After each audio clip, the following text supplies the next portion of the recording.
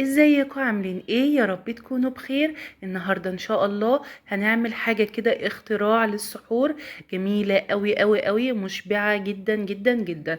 اول حاجه، دول كوبايتين دقيق، عليهم معلقه صغيره خميره، معلقه صغيره بيكنج باودر، معلقه صغيره سكر. تمام. انا بجد عملت كوبايتين دقيق دول، ندمت ان انا ما ضاعفتش الكميه. بجد يا جماعه من حلاوتها روعه، حاجه جميله قوي قوي قوي. عجبت الولاد جدا جدا. بجد انا هكررها تاني لان حلوه قوي قوي. ضفت معلقتين زيت، يبقى هقول تاني: كوبايتين دقيق، معلقة صغيرة خميرة، معلقة صغيرة بيكنج باودر، معلقة صغيرة سكر، معلقتين زيت. هنبتدي بقى نعجن كده. تمام. عايزة تضعفي الكمية ضعفيها، بدل كوبايتين اعملي 4 كوبايات دقيق. وانا انصحك ان انتي بصراحة تضعفي الكمية، لان انا ندمت ان انا عملت كوبايتين بس. هعمل حاجة جميلة قوي للسحور، بجد مشبعة، جميلة قوي قوي، سريعة في نفس الوقت، ما بتاخدش وقت خالص خالص خالص.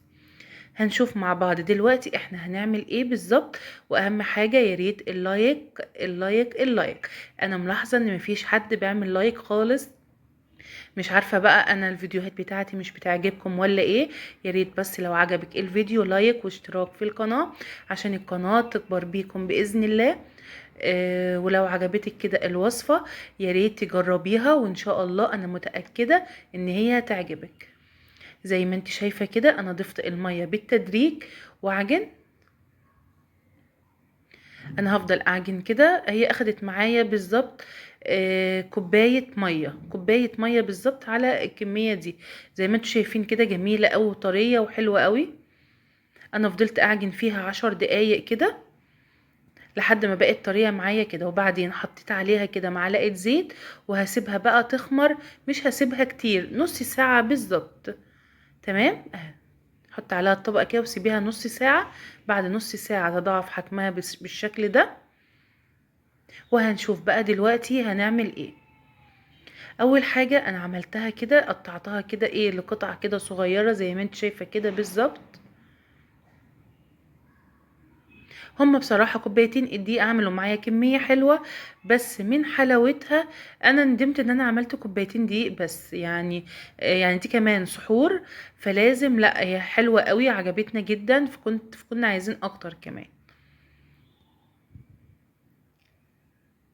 هنبتدي بقى نحشيها. انا جايبة هنحط بس حبة دقيق كده في الطبق. انا حشيتها بايه بقى؟ حشيتها بجبنه، جبنه عاديه خالص، وجبنه شيدر. انتي حابه تحشي اي حاجه تانية مفيش مشكله. عندك اي بواقي بنيه، اي حاجه عندك ممكن تضيفيها. انا حطيت جبنه شيدر وجبنه بيضه عاديه خالص. اللي عندك بقى احشيه، مفيش اي، مش هتقولك لا خالص يعني. وهنبتدي نقفلها كده زي ما انت شايفه كده بالظبط. هي بتلزق شوية في ايدي بس مفيش مشكلة. عملتها بالشكل ده زي السندوتش كده، بس ايه، صغير. وهنحطها كده في الطبق وهنعمل كمان واحدة قدامك. بجد جميلة قوي قوي قوي، ما بتاخدش وقت خالص، هو نص ساعة تخمير. ما يعني كمان مش بنسيبها كتير تتخمر، نص ساعة بس. وبتبقى جميلة قوي قوي، بجد النتيجة رائعة. وبدون فرن وبدون قلي وبدون الكلام ده كله، ولا بوتاجاز ولا اي حاجة. هقولك دلوقتي هنعملها في ايه. زي ما انتوا شايفين كده، تقفليها كده وتقفليها كويس عشان الحشوة ما تطلعش بره. تمام، حلو جدا. اهم حاجة بس كده الدقيق كده يبقى على الرخامة، لان هي بتلزق شوية في الايد.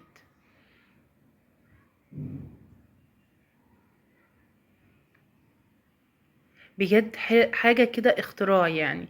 احسن حاجة فيها ان هي سريعة، وكمان مشبعة جدا، والولاد اكيد هيحبوها ويعجبوا بيها.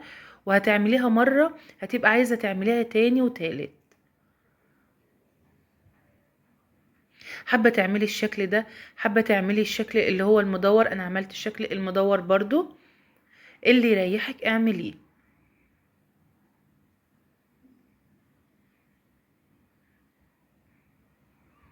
تمام، حلو جدا.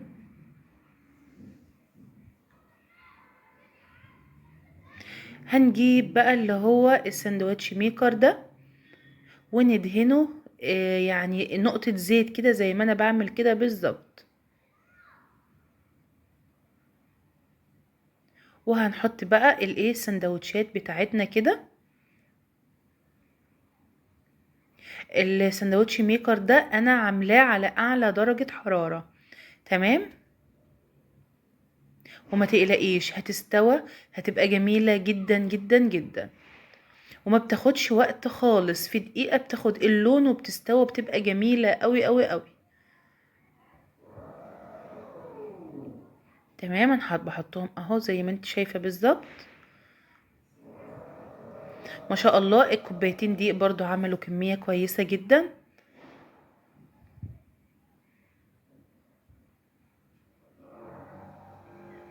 حلو جدا. هنحاول بس كده نحط على وشها حبة زيت كده، وبعدين هنقفل بقى عليها وهنسيبها ايه لما تستوى كده. بتاخد بالظبط يعني ما بتاخدش كتير، بتاخد 5 دقايق كده او حاجة على اعلى درجة حرارة في سندوتش ميكر، وهتلاقيها استوت واخدت اللون وبتبقى جميلة جدا جدا. تمام. هنقفل بقى عليها كده.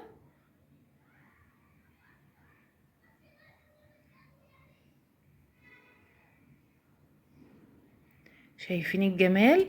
تضاعف كده حجمها، كبرت كده شوية، الخطوط كده اهي بدأت تعمل وبدأت تلون معايا.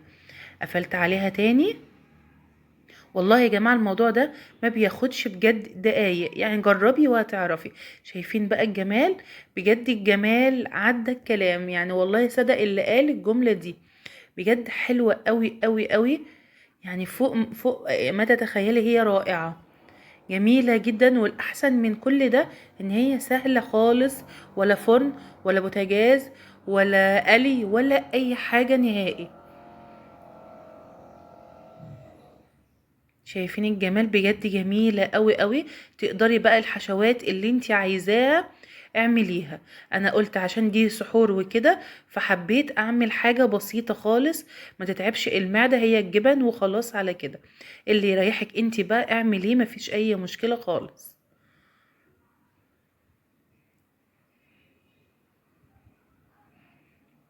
تمام. وده بقى كان الشكل النهائي. شايفين الجمال؟ بجد حلوة قوي قوي قوي. محدش يتخيل ان هي معمولة في الساندوتش ميكر. بجد يا جماعة ما بتاخدش دقايق وكله بيبقى مستوي، بتبقى جميلة قوي زي ما انتوا شايفين كده. شايفين الجمال؟ بتتفتح معايا بسهولة ومستوية وحلوة قوي، والجبنة سايحة كده جواها. بجد فعلا الوصفة دي اتمنى فعلا ان انتوا تجربوها. ولايك بقى لو عجبك الفيديو، يا ريت لايك، يعني بذمتكم ما استاهلش لايك على الوصفة الحلوة دي؟ شايفين الجمال؟ دي كانت الوصفة بتاعتي النهاردة. اتمنى فعلا ان هي تعجبكم، وانتظروني ان شاء الله في وصفات تانية كتير. ويا رب كده تجربوها وتعجبكم، انا متأكدة ان شاء الله ان هي هتعجبكم. شايفين الجمال؟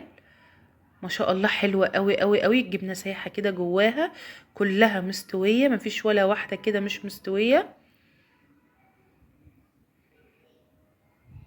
حابة تضاعفي الكمية، وانا بصراحة انصحك ان انتي تضاعفي الكمية. بدل كوبايتين دقيق لا زودي، خلوهم 3 كوبايات او 4 كوبايات.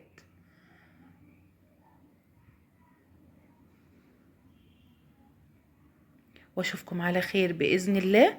مع السلامة.